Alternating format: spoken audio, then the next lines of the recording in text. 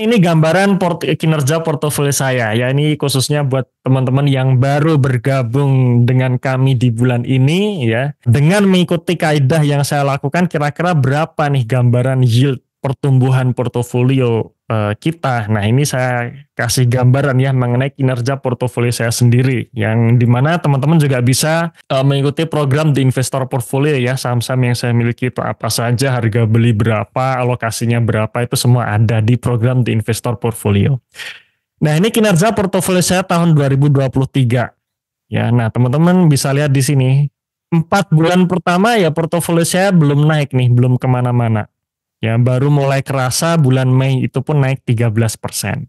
Ya, sampai akhirnya bulan Desember 30%. Ya, dan menurut saya ya ini bagus ya. IHSG sendiri 6%. Jadi ini sudah IHSG plus 24% ya, dapat bonus 14%.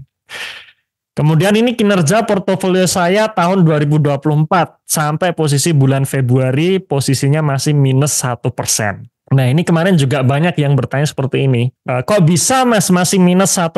Sedangkan kalau misalkan teman-teman mengikuti portofolio saya ya di investor portfolio, saya kan pegang 7 saham. Ya, 7 saham, yang merah cuma satu kan ya, BSDE ya. Teman pasti tahu ya, saya pegang BSDE minus sekitar 11-13% ya, bolak-balik di situ. Yang 6-nya hijau. Kalau di rata-rata ya hampir floating profitnya 10%. Tapi kenapa hitungan saya yieldnya masih minus gitu? Jawabannya karena floating profitnya itu sifatnya carryover. Ya, jadi kalau misalkan posisi akhir tahun 2023 saham A sudah floating profit 10%, maka per 1 Januari 2024 floating profit 10% itu dihitung 0. Ya, nah jadi jangan sampai kejebak kita dengan angka floating profit atau floating loss di RDN kita, karena itu bukan yield yang sesungguhnya. Itu hanyalah yield floating. Ya, jadi belum menghitung capital gain, capital loss, belum menghitung dividen. Nah, makanya teman-teman selalu kita ingatkan ya, selalu kita ingatkan untuk menghitung kinerja portfolio masing-masing dengan benar gitu ya. Nah, cara menghitung kinerja portfolio sudah ada di webinar ya, rekaman webinar bulan Desember 2023 di sesi kedua, atau dalam online course-nya ya di bab 6, cara menghitung kinerja portfolio yang benar. Nah, harapan saya adalah teman-teman bisa menghitung kinerja dengan benar. Kenapa? Karena tadi kan ya, kita pengen portofolio kita selalu bertumbuh setiap tahun. Nah, gimana tahu portofolio kita tumbuh atau tidak kalau kita nggak pernah menghitung? Ya, jadi sekali lagi ya, saya sarankan teman-teman untuk belajar cara menghitung kinerja portfolio yang benar. Ya, itu sudah ada di materi online course-nya. Karena kemarin kita polling ini, separuhnya ini belum bisa menghitung kinerja portfolio ya, separuhnya sudah ya. Jadi masih 50% yang belum, dan itu angka yang masih cukup banyak. Seperti itu ya. Nah, jadi sekali lagi teman-teman perlu menghitung kinerja portfolionya ya. Jangan terjebak oleh angka floating yang ada di RDN, karena itu bukan mencerminkan portofolio kita yang sesungguhnya. Ya, bisa saja nih floating saat ini minus semua sahamnya, tapi secara yield siapa tahu naik. Kenapa? Karena saham-saham yang cuan, yang sudah untung 100%, 50% itu sudah di take profit semua. Jadi udah nggak kelihatan kan gitu kan ya. Akhirnya tersisa saham-saham yang merah tok gitu. Dan kalau dihitung ya jangan-jangan sebenarnya portofolio kita naik gitu. Ya, termasuk juga saya sendiri nih. Kalau teman-teman melihat portofolio saya, 6 saham hijau, 1 saham merah. Kelihatannya sih floating profitnya cukup lumayan ya, 10%. Tapi setelah dihitung sebenarnya masih minus ya, minus 1,6%. Nah, jadi itu tentang menghitung kinerja portfolio. Jadi sekali lagi teman-teman, kita sarankan untuk belajar cara menghitung kinerja portfolio yang benar. Seperti itu ya. Oke, itu tadi kinerja portofolio saya tahun 2024 masih minus 1,6%. Tapi saya tetap optimis tahun ini pada akhirnya bisa beat the market. Insya Allah ya, kita doa sama-sama kita semua bisa beat the market untuk tahun 2024 dan tahun-tahun setelahnya. Dan ini histori kinerja portofolio saya sejak tahun 2020. Sebelum tahun 2020 saya belum disiplin untuk mencatat kinerja portofolio, cuman sekarang saya sudah disiplin. Ya sebenarnya kalau kemarin teman-teman ada yang tanya sedikit ribet ya menghitung kinerja portfolio ya.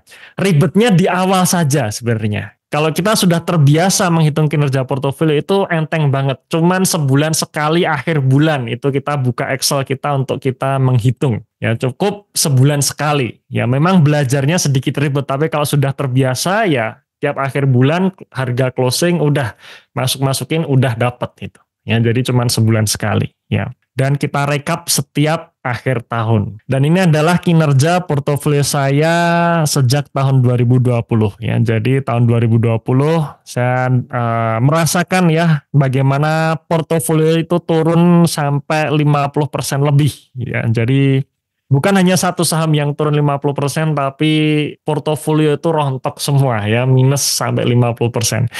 Bersyukurnya akhir tahun bisa BEP 1,98%. IHSG minus 5%, selisihnya 7% ini ya. Jadi 2020 belum mencapai target IHSG plus 10% ya. Tapi menurut saya ya bisa bertahan di saat market crash, menurut saya itu bagus. 2021 34%, 2022 24%, 2023 30%. Ya, jadi 3 tahun terakhir IHSG plus di atas 20% itu yang saya raih seperti itu ya. Dan ini adalah jika dihitung secara compounding. Ya, jadi kenaikan portofolio saya untuk secara compounding dari tahun 2020 sampai 2023 ini 110%. Ya, dibandingkan IHSG yang secara compounding baru naik 15,5%. Nah, di sini ya. Jadi sekali lagi goal saya itu tidak muluk-muluk. 100% dalam jangka waktu 4 tahun. Ya, jadi kalau 100% ini kalau misalkan kita punya dana 100 juta, ya jadi 200 juta dalam waktu 4 tahun. Ya 4 tahun ya, naik 100%-nya 4 tahun. Jadi bukan 100 juta tahun depan jadi 1 miliar, tidak. Apakah bisa? Ya bisa gitu. Cuman balik lagi, bisa dengan tenang nggak gitu? Menaikkan 10 kali lipat portofolio kita dalam jangka waktu 1 tahun. Di sisi lain kita kerja ngantor gitu ya, kita diawasin bos untuk mencapai target perusahaan. Bisa tenang nggak? Nah itu permasalahannya kan. Nah di sini saya kembalikan nih, kalau kita ingin dengan tenang ya sudah, kita kembalikan instrumen saham ini ke filosofi aslinya ya, ke tujuan aslinya yaitu investasi. Kita bicara mengenai investasi ya, goalnya tidak muluk-muluk. 100% dalam jangka waktu 4 tahun. Itulah kenapa kalau misalkan saya ditanya, Mas Eros saya punya modal 100 juta. Gimana caranya saya bisa 100 juta ini jadi 1 miliar? Jawabannya adalah menabung ya. Jadi menabung. Mumpung kita masih produktif, ya kita hidup hemat dulu. Kita kerja, sisihin duit, masukin ke saham, masukin ke instrumen investasi. Jadi nabung saja dulu. Ya berapapun itu nabung dulu, nabung. Ya jadi jangan pikirin nominal yang besar dulu, jangan. Tapi yang penting kita nabung dulu. Sambil belajar, sambil nabung. Sambil belajar, sambil nabung, nanti akan nyampe dengan sendirinya 1 miliar itu. Ya, jadi 100 juta ke 1 miliar harus dengan cara menabung sambil kita menaikkan yield portfolio. Ya, itu kalau dengan catatan kalau mau dengan tenang itu tadi ya. Seperti itu.